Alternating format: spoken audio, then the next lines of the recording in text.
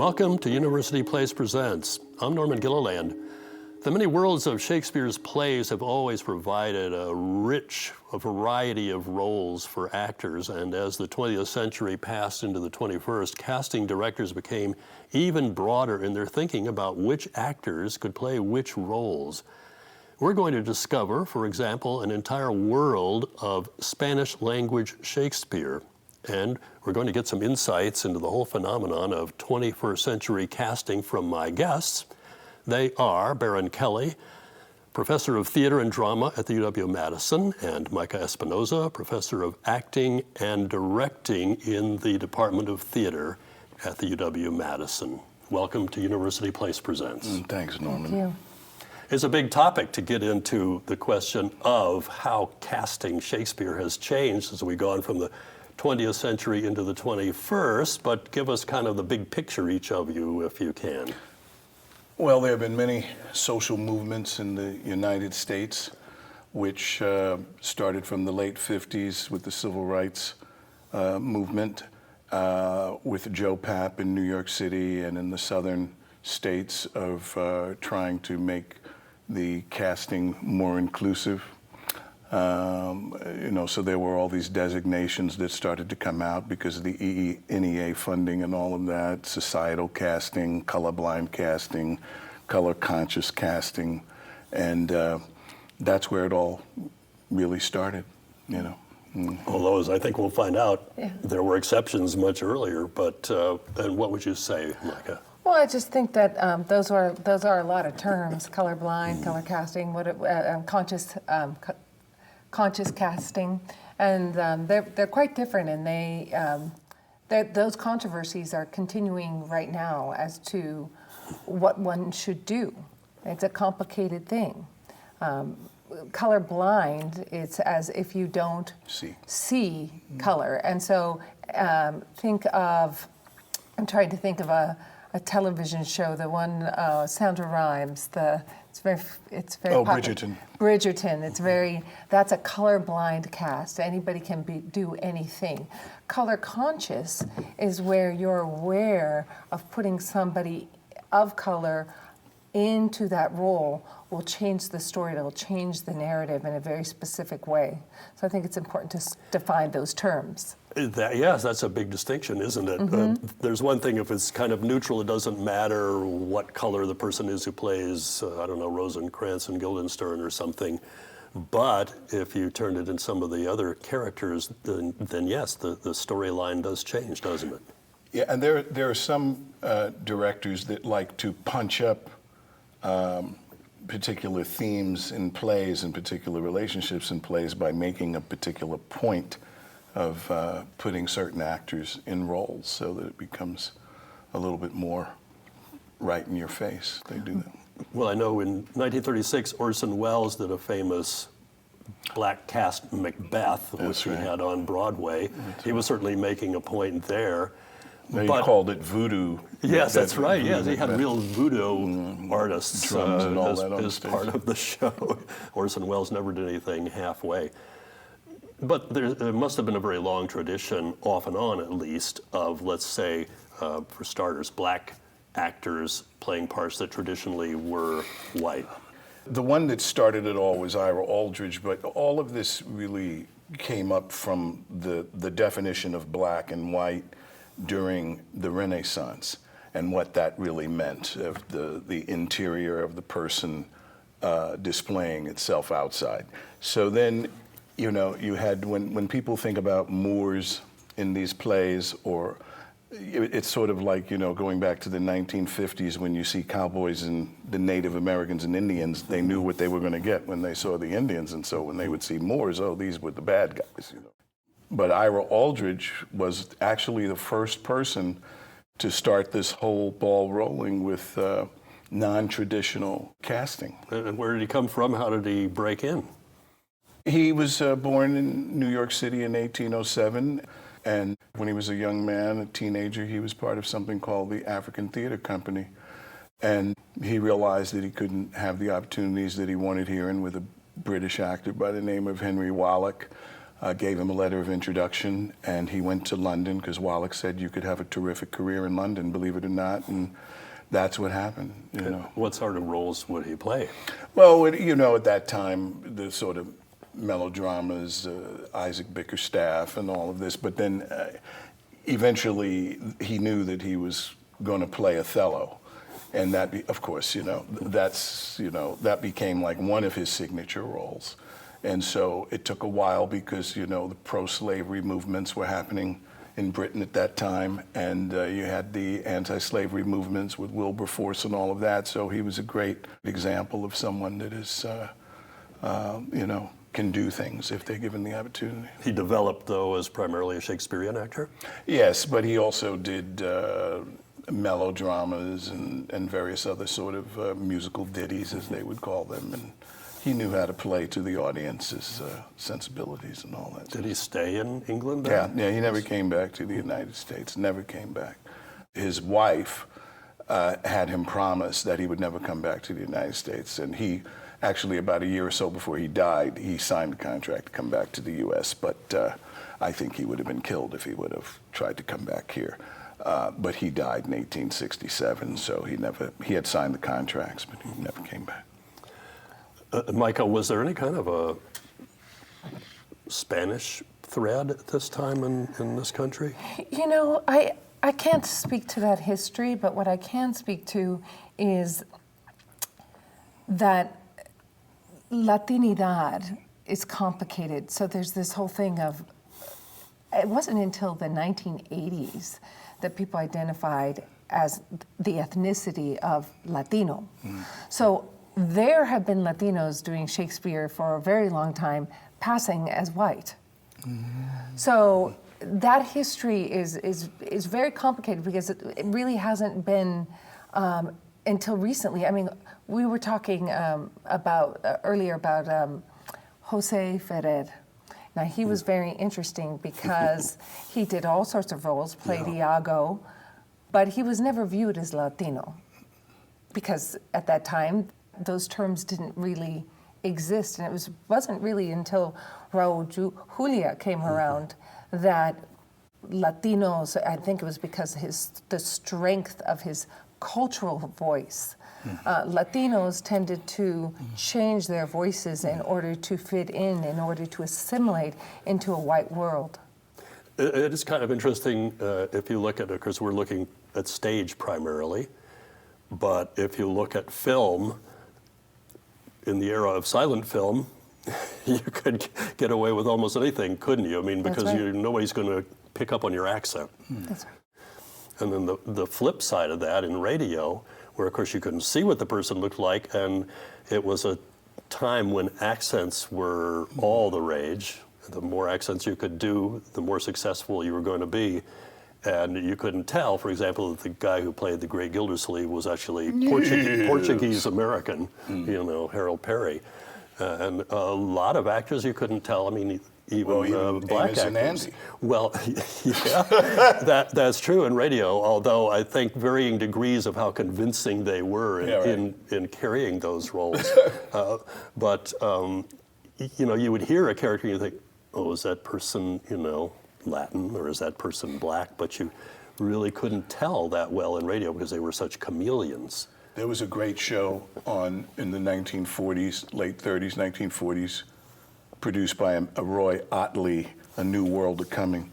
And he would have historical dramas on there where various actors, young Earl Hyman, Canada Lee, and others would play these historical figures like George Washington Carver and all these, you know what I'm saying? And people knew that these were stories dealing with black history and such. And there was a radio series on from about 1948 to 49, produced by Richard Durham, Oh, yes. Destination Freedom, Oh, yes. that was almost entirely black That's right. actors. That's right. Unless occasionally the part called for a white person, then they would have a white person play. But it's just been really interesting over the years how these things have flipped one way or the other. Mm-hmm. And then, of course, you mentioned Amos and Andy. For a time on television, there was an all-black cast version of Amos and Andy. That's right.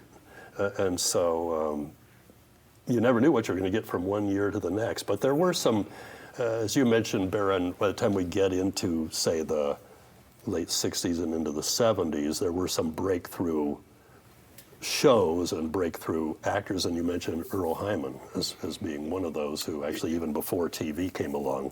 Oh yeah, well he had a dream. Most of the people watching this will remember him as being Bill Cosby's father on the Cosby Show, Russell Huxtable. But Earl, even in the 1940s, had a dream of, you know, he wanted to be in the theater. He wanted to be on the stages the way that Katharine Cornell and all these other great people had companies performing, but there was no space for him.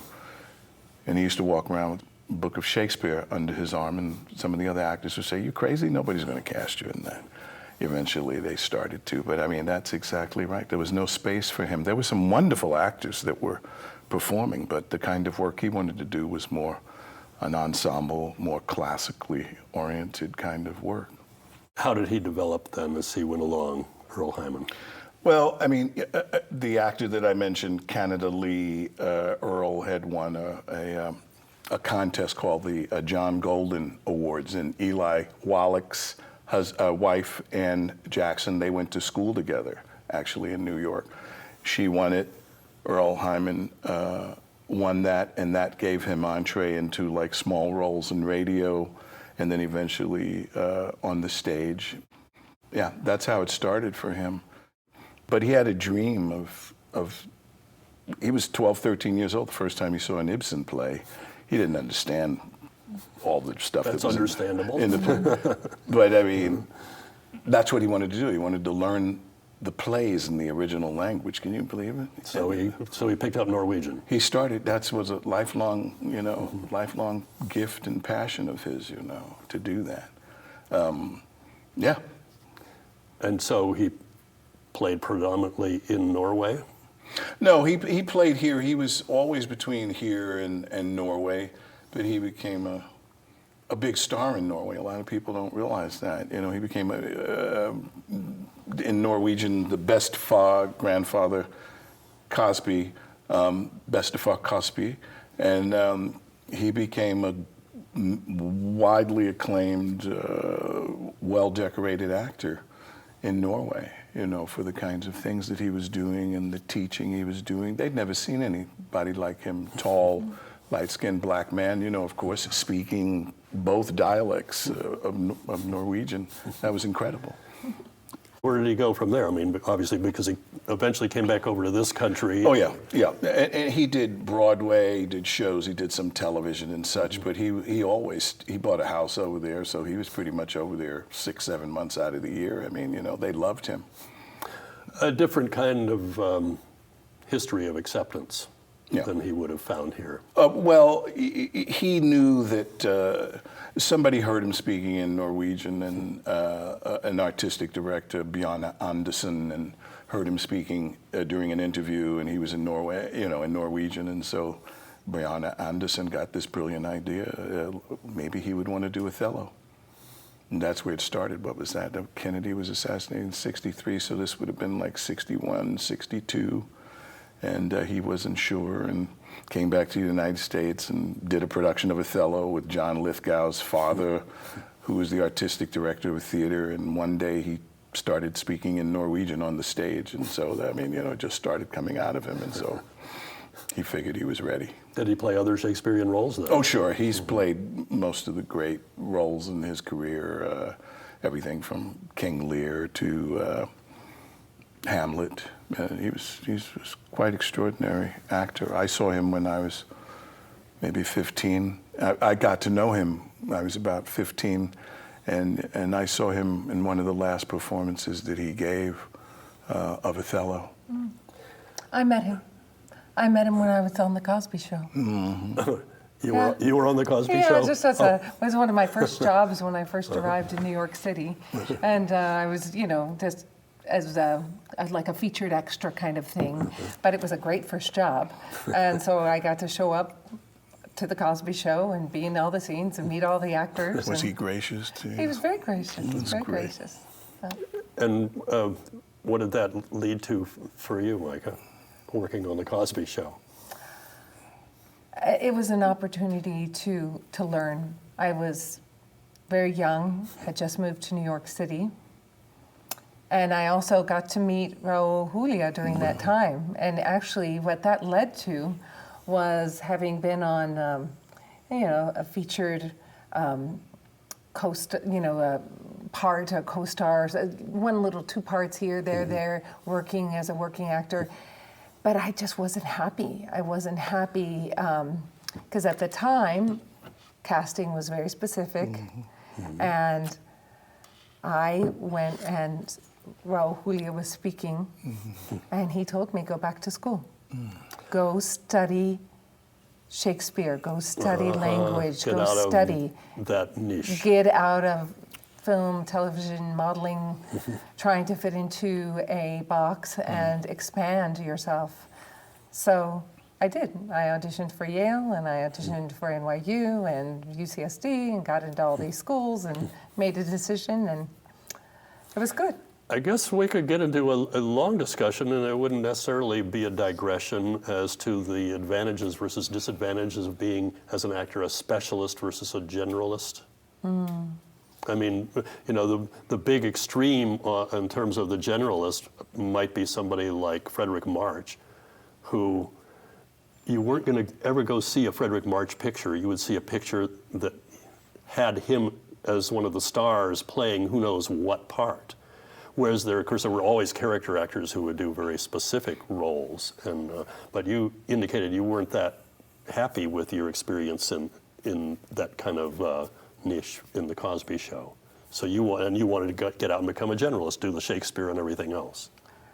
I think every actor dreams of taking on these universal stories that have been translated. So Shakespeare in Spanish has been happening, for a long time. So and in the teatros all across the United States. I was just telling some students this, that I'd be in an audition for whatever it was, a commercial or something, and then I'd hear, Baron, can you be like Eddie Murphy? Could you be a little bit more like Eddie Murphy? And I'm like, what do you mean? Are you implying there? And this takes us back to casting and stereotype and moving beyond stereotype. And there are archetypes that are wonderful to fulfill and to be able to dive into what that archetype could be with the king or the queen or the but I think what often happens to actors of color is they get stereotyped. And so I think the fact that actors are going to other places in order to avoid that is very interesting.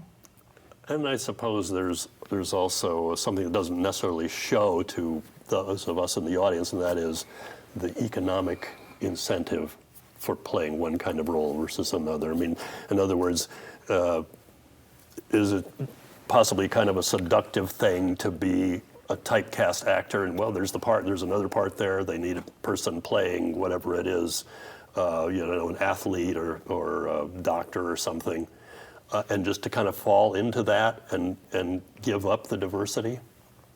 Is that part of it? Oh, sure. I mean, but there's I think getting cast is so hard. Well, there is that, right? To begin with, that I think that finding that thing that you do really well is a wonderful thing to have that in your bag. But then when you can expand, I think that's why people love to do theater. In television, it's a little harder, and in film, it's a little harder to change your type. I think also a lot of theaters in this country also have had to learn how to train their audiences for certain kinds of plays and certain kinds of casting. I remember in California, I'm not going to mention the theater, when an artistic director who I'm very close to still, he's no longer the artistic director of the theater, told me they had cast an Asian American actress in the role, the female lead for Christmas Carol. It's a major theater in California, and they got letters. How dare you do this to put this person? And he told me, he said, you know what, Baron? He said, we don't need them. We don't need those people. I mean, the people that wrote those letters. The ones we're talking to. Yeah, we don't need them. If that's what they, then we don't need them here in this theater. So, you needed people like that also, and some of these other Shakespeare companies have had to learn of how to, train their audiences because, Well, the temptation must always be, though, to push the envelope a little bit. If you've done a certain play or set of plays Britain year after year. Britain is like about 30, 40 years behind the U.S. They've had major controversies when they've cast. Really? Oh, sure. That's surprising. When they've cast a black actor in the role of a king. Oh, sure. Of what that means, and then sure. Henry VI, Henry V. Although in 2016, for the first time in the Royal Shakespeare Company's history, they had a black actor play Hamlet. 2016. And right around then, they also had a black actor play Iago. An endless set of complications or possibilities when you're trying to do casting, isn't it? It's not just, I think I want this person for that role. It's not like you always get exactly who you want anyway, right? There have been theaters here in the U.S. that have really led the way. Oregon Shakespeare Festival, the Public Theater, the Guthrie, Joseph Sure, in Papp. Minneapolis, mhm. And then in terms of full-on Shakespeare with complete Latin casts, there are wonderful theaters in Texas that have done incredible things. The Alley, Dallas Theater Center, many theaters that are telling these stories so that their audiences see themselves reflected. Right. That's right. Yeah, it's a kind of a match for the place. Yeah, and the United States is becoming more and more Latino. There are some scholars that say that we're a taco nation.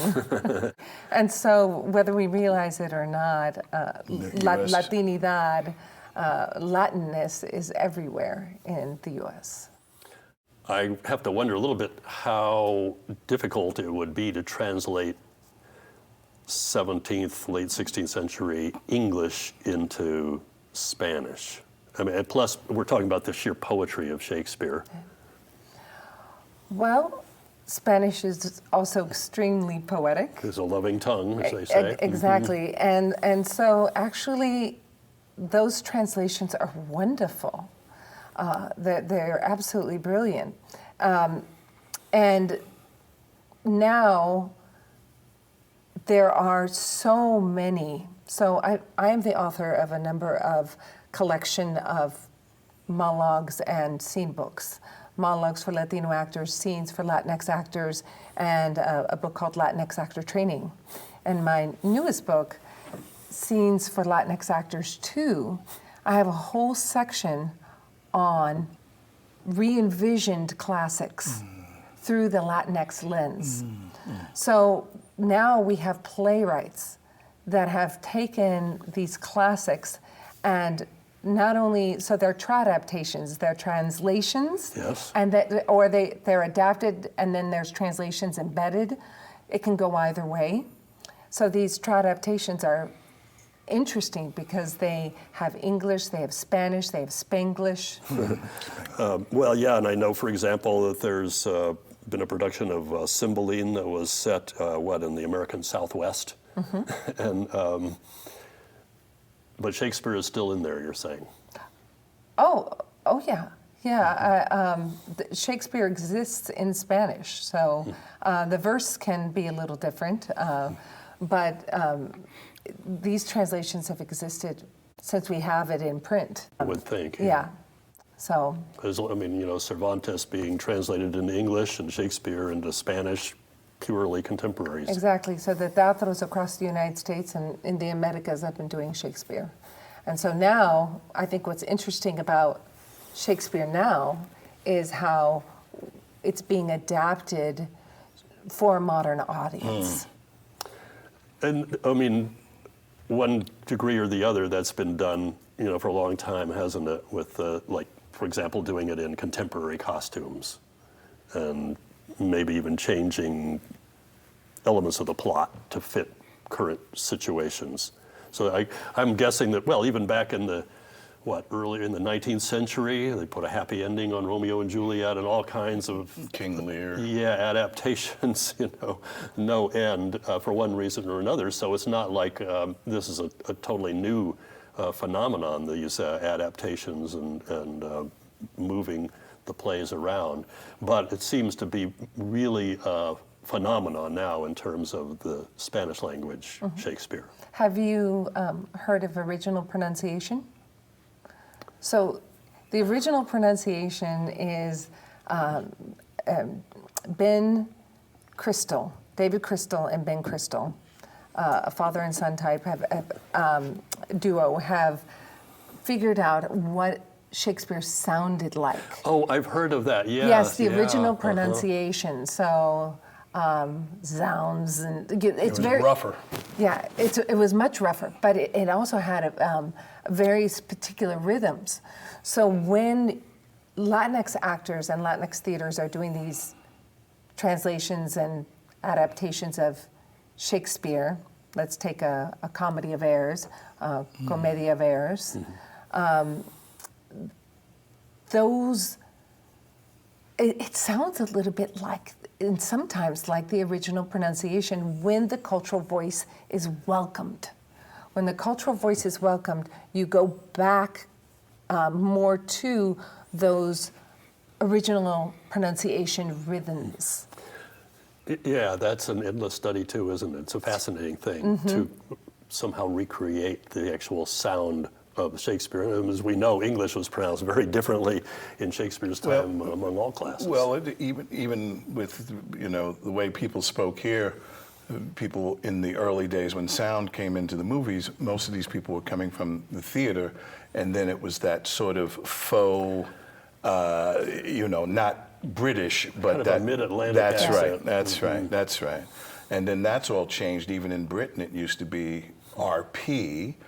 Received pronunciation, so everybody sounded like they were coming from the BBC, British Broadcasting. But now everybody's regionalisms are welcome on the stage. You know what I mean? So it's all changed now. Well, if you're going to be Bottom the Weaver, does it make sense to sound like you're working for the BBC? Well, but I mean, not like it's a class structure in Britain more so. And for sure. Yeah. And people can tell, how somebody is speaking by their class. So I'm sure that all of the mechanicals, somebody could have been Welsh, somebody could have been Cockney. Yeah, I was going to say a Cockney Othello is kind of beyond me. Yeah, well, no. Well, they've had different flavors of Othello with different African and, That's right. and West Indian or Jamaican. Have they ever actually done a white Othello? Yes, Have Patrick they? Stewart. Oh, Patrick Stewart did an Othello? Patrick Stewart did what people refer to as a photo-negative production. That was done. It's true. He was the only white character on the stage. The whole thing. Yeah, he was the only white character on the stage. Yeah, at the Folger.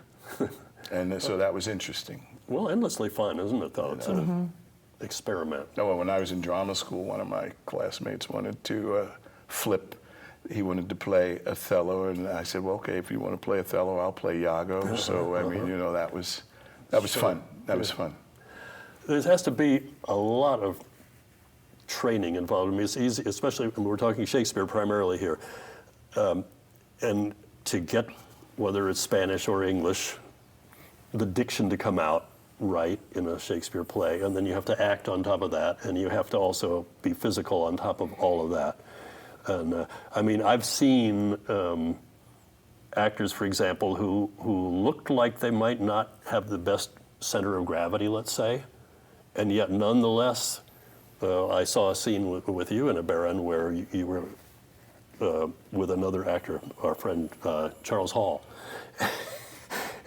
who did not have the classic heroic shape for an actor, but he was hunched down during much of a scene and then popped right up like that. And then I found out later, well, he actually teaches at Shakespeare Company getting fit. That's right. For a role or for any role. Yeah. And that would be true with your work too, I assume, Micah. Absolutely. I have been a voice coach for many years, and the work is, I say it's 10 years of being on the ground. Really? Well, it takes 10 years for anything to be an expert at it. But you develop the articulators, you develop the muscularity of the articulators. But the key is now to very much own your home sound and your home language so that you're not removing yourself. You bring up received pronunciation. So that term, received pronunciation, means received from the Queen. So you're speaking like the Queen. The same thing has happened in the Spanish language, that there are levels of how you speak Spanish. Oh, Castilian versus any number of others. Exactly, as let's say Caribbean Spanish. Right. So there's all these different forms of Spanish, and the thing that I try to do is to empower my students in their identity.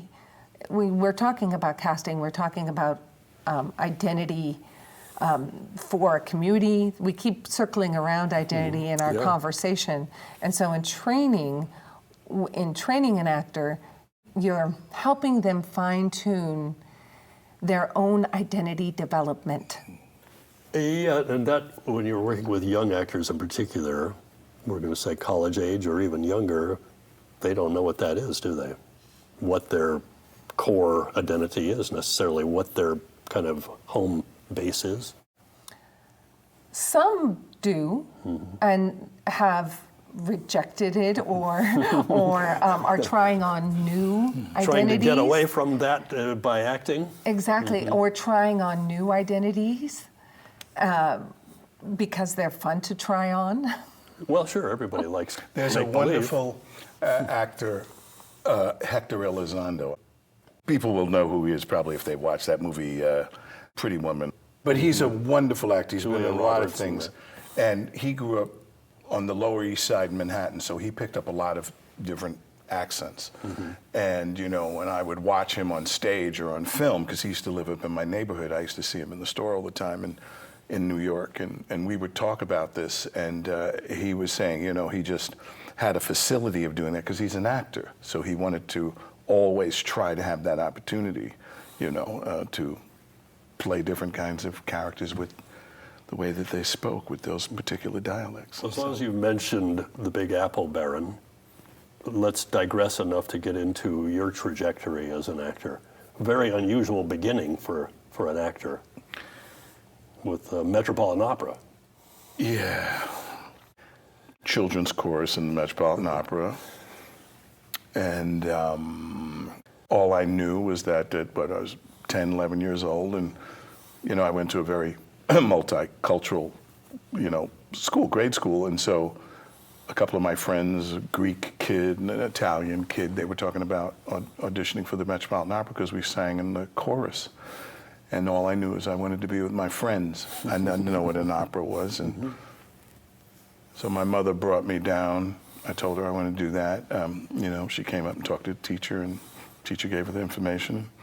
My mother took me down to the Met, and I remember going into the room with Zubin Mehta and the rehearsal pianist, and my mother put a little clip-on tie on me with a white shirt. I had glasses on. And so Zubin Mehta at that time, he said, what are you going to sing for us? And I said, America. The Leonard Bernstein. Because we sang in the chorus, and that's how that started. But being exposed to all those languages, the spectacle, all of that was, I think, just got into my bones, and that's where it sort of started for me to really. But I loved watching old movies on television as well. Yeah. I wanted to mention that, it's interesting because the laws of the United States around language really affect Latino actors and their development of their skill. How so? So, for example, when I was young, I was put into a little corner and told not to speak that language, right? In school, there are English only laws in states like Texas, Arizona that still exist in the books. And Texas is what, about 40% non-Latino? Exactly. So you would think that bilingual education would be something that would really be embraced, and it's not. In Arizona, these English-only laws are very strict even today, unless you're in a very specific bilingual program. But what that's done is, and parents were terrified. They did not want their children speaking Spanish. Well, I mean, it's kind of the oldest story in America, isn't it? Yeah. That the first people over do not want their children speaking the home language. Exactly. To the point where it's lost within a generation or two often. And they want them to assimilate more. And I mean, Of I have course, it's friends- always about assimilation, yeah. And which happens surprisingly quickly, doesn't it? Yes. And so training today's multicultural actor is very much about reclaiming language, reclaiming culture. And I go back to the books I created because the reason I created them was I had done a study to see what happens to Latinos when they enter the Eurocentristic environment of theater. And what I found was that people didn't know the canon of Latinx or Latin theater. They didn't know any of the playwrights. They didn't know the experiences the students were having in terms of their identity development. And there was no resources for them. So let's say you're a young actor and you want to get a monologue. You could go and pick up a book, 1,000 monologues, and you open it up, and how many monologues were there for Latino characters, Latina characters? Guess in this book of 1,000. Yeah, well, I know there's like only maybe one in all of Shakespeare, and that's a bit of a stretch. So, yes, so there was one in this entire book. So I decided to change that and create these resources so that students could see themselves reflected, learn who these playwrights are. There are incredible playwrights doing really what I call the new American theater. It is theater that reflects the communities. You're succeeding with that? They're getting into it? Yeah, the books are a success, and I think that, as you said, there are companies all across the country doing really exciting work. I can tell you about a few shows. The one that I just finished coaching was called The Night Shift Before Christmas, and it's the Christmas Carol told through one Latina, plays all the characters, and tells the whole story of A Christmas Carol through somebody who's stuck working the night shift at a Happy Burger. And that's a clever premise, isn't it? Because, Yeah. of course, it gives the setup for one person doing all the parts. Right. And then I often get called in to do these bilingual productions, whether it be a bilingual art town, or I'm working on, I'm not sure how, I don't think it's going to be bilingual, but I bet you for sure there'll be sprinkles of Spanish in Lori Woolery's. She's the director of A Midsummer Night's Dream. I'm doing that in the spring at Oregon Shakespeare Festival. And so how would you frame a play like Midsummer Night's Dream with sprinkles of Spanish in it? Do you change the setting at all, or these people just happen to be Spanish speakers? Well, I think that by allowing, I think it's who you cast in the roles. You don't necessarily need to change anything. Let's say that you've got a Latino Oberon, and he happens to have the cultural voice of somebody who is a Latino. We automatically understand. We can see that. We can hear it. We can feel that. That was the beautiful thing about Raul Julia. I mean, I saw him on the stage growing up, and I mean, he was wonderful. He was so in his voice and who he was as a person that those rhythms came out. It didn't matter whether he was doing Shaw, Shakespeare, Threepenny Opera, Brecht. I mean, you know, that's fabulous to see that. You know, it's exciting to see that. When you get into this realm of Spanish language Shakespeare or whatever else it might be, you still have to teach this baseline way of speaking English, though, right? Because that's still where the biggest audience is going to be. So I teach phonetics, and phonetics are the sounds that it's a system of writing sounds down. So has a symbol, has a symbol, has a symbol.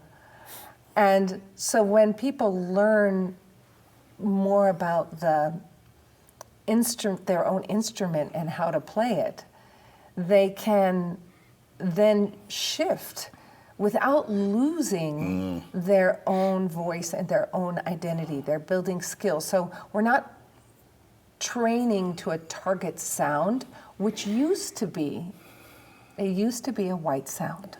Right. And it no longer is. So in voice training, it used to be that it was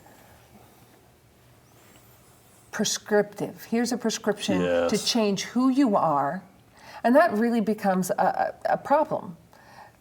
Instead, now it's descriptive. Now it's, what are you doing? How are you doing it? Let's add more, let's bring more of that out, and then let's see what else we can add.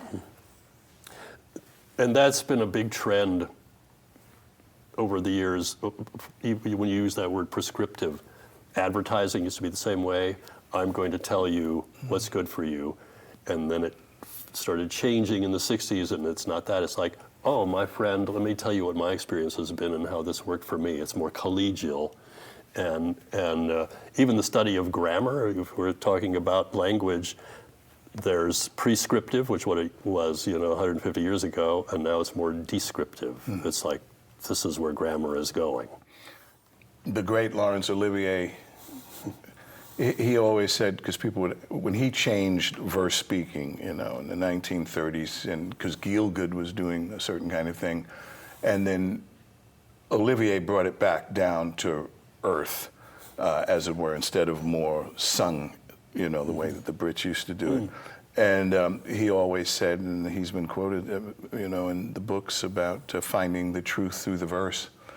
So whatever that truth is, to find it through those mechanics in that verse, Well, if you're speaking in iambic pentameter, there are certain, I guess, built-in constraints, aren't That's there? right. Yeah.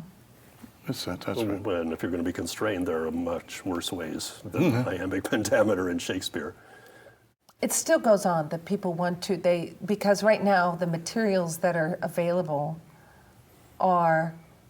many of them are coming from England. So when students are listening to Shakespeare, if they're getting assignments where in their English classes to listen to a play or to watch a play, they're primarily watching it through that British lens. And so then they come into class and we're working on a Shakespeare monologue, and suddenly they're doing these not so great British accents. That's the worst, isn't it? It is, yeah. And There's some notoriously famous... I know where you've been watching. Dick Van Dyke had one of the most notoriously bad British accents in all of film, I think. Exactly. And my job as an acting instructor, as a voice and speech coach, is to help that student find their voice through the text. That's it.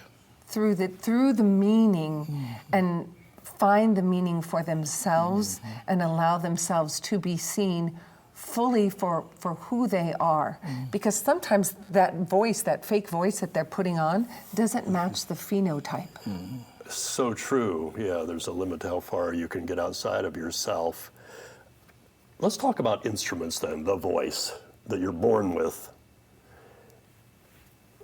Must be some casting limitations if you have a person with a very high, inevitably a little squeaky voice, not likely to play, well, might play Lear in one of his last moments, but not likely to play, Mark Anthony or something like that. Well, I guess it depends on what the director wants, because there have been productions of A Doll's House where, Torvald is a little person, and Nora's 5'11". I kind of like that image, though, Yeah, I since mean, it's all about this kind of power play between the two but of them. so it depends on what the director wants. There have been some recent productions of Our Town that have flipped the switch on all this, and I think Britain is really opening up. There's a production right now of Arthur Miller's All My Sons. Bryan Cranston's playing the father, and Marie Baptiste is playing the wife, and she's Black British, and the two sons are Black British. Well, At least it makes sense. No, but I mean that has never been done before like that on the British stage, and so people are opening up and getting used to seeing things that they've never seen before. Well, it seems it's so often, not always, I'm sure, but so often that the themes are universal, and it doesn't matter if the suffering of this character is out of a white character, Latino character, or a Black character. Yeah. That those suffering, shortcomings, whatever they may be, mistakes, are universal. But it's wonderful to see artists being given the opportunities now to do things, and it's because of the directors and the producers that are coming out of school and their sensibilities now. But what's happening on the stages in Britain, that wasn't happening 20 years ago, 25 years ago. As a matter of fact, in Britain, there was a show called the Black White Minstrel Show, which was which from 1958 until 1978, 79, every Saturday, people would be in front of the television set watching people in blackface on Britain.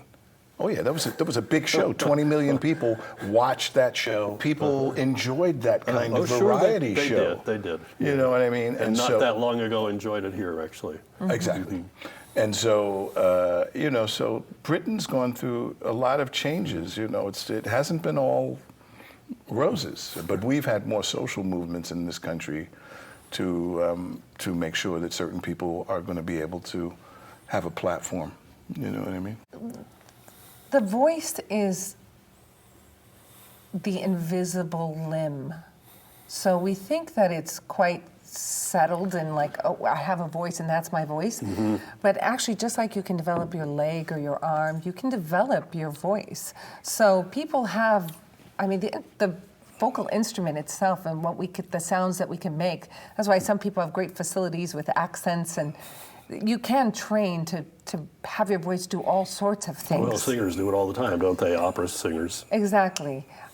But to your point, there are voices, the cultural voice we hear, and there are some we accept, and there are some we don't accept in the United States. Yeah, interesting. It's true. So, for example, we don't hear a lot of Asian voices on television. Think about ads that you hear. You don't hear that. You'll see Asian faces, but not the voices. You don't hear that voice very often. Now, because we're Taco Nation, we are hearing a lot more voices that sound Spanish. Antonio Banderas is, I think, a buzzing bee. You hear his voice all the time on pop music, on all sure, sorts of ads and through pop music, and because 18-20% of the United States is now Latino. So you hear that much more often, but it used to be that you didn't. The only voices that you heard were Speedy Gonzalez. Well, Ricardo Montalban. Exactly. There were very, very few. Ricky and Lucy. Exactly. Well, yeah, Desi Arnaz. Yeah. Exactly. But they fell into stereotype. Now, casting reflects our much more multicultural society and the social movements that we've seen. Are you still teaching accents for, say, a native English speaker who needs to be playing a role of person of another nationality? Does that happen at all? Yeah. People learn accents now. Yeah. Do they still? Yeah, Okay. absolutely.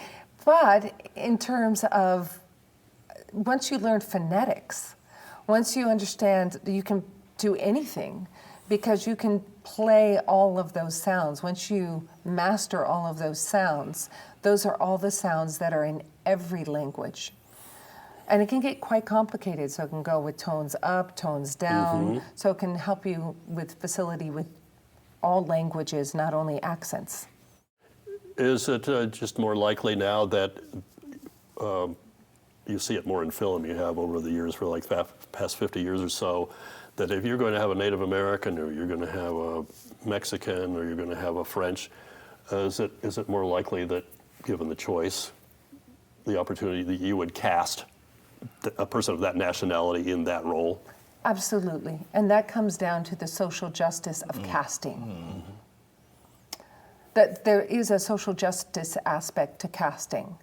And that comes from the fact that there's so few jobs that you wouldn't want to take that role from that actor who has so few opportunities. So you see now actors who could play that role, that have that ability to do that accent, stepping down and saying, nope, this isn't right for me, this isn't for me. Let's go ahead and allow someone who is of that. Germane to that, that's right. Exactly. For whom it's going to come more naturally anyway, and you're not going to have to worry about a clunker in there somewhere in their when their accent That too. drops. But there's an assumption there. There's an assumption. So I'll give you an example. I played Camila in The Heights, which is Lin-Manuel's show that's set in New York City, up in Washington Heights. I was playing a Puerto Rican. I'm not Puerto Rican. I'm a Chicana. I'm a Mexicana from Arizona. I needed a voice coach. Wow, to go, I suppose I so, to needed be a voice really coach. authentic. Yeah. Exactly. Those are completely different rhythms, completely different sound. And so I needed to make sure that I was honoring that sound. And so that's the key.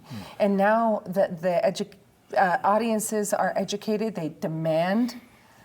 If I had come out there with a Mexican accent playing Camila, that would have been very odd, and the audiences now know the difference.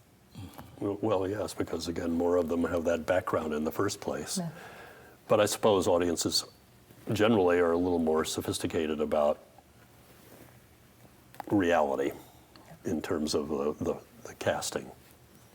But if you don't have the luxury of having just the right person for that, you've got to find the next best and really work with that person, whether it's a student or a professional. Yeah, and what's wonderful is when companies like APT does an excellent job of making sure that there's a vocal coach on staff working with all of the performers and making sure that everyone's in the same world and that those actors have the resources that they need in order to really go into the vocal dramaturgy of the play to be able to not only physically bring it to life, but vocally bring it to life. If they're all going to be Irish, they all got to sound the same kind of Irish. Right. Well, there are regionalisms in Ireland. Well, that's right. Yeah, if you're going to be in, and not all Galway, Barry then Fitzgerald, the little Irish. That's right. You can't get away with just putting on a generic Irish accent anymore. I don't know what happened to all those Irish cops anyway, but I guess we don't have to worry about casting those.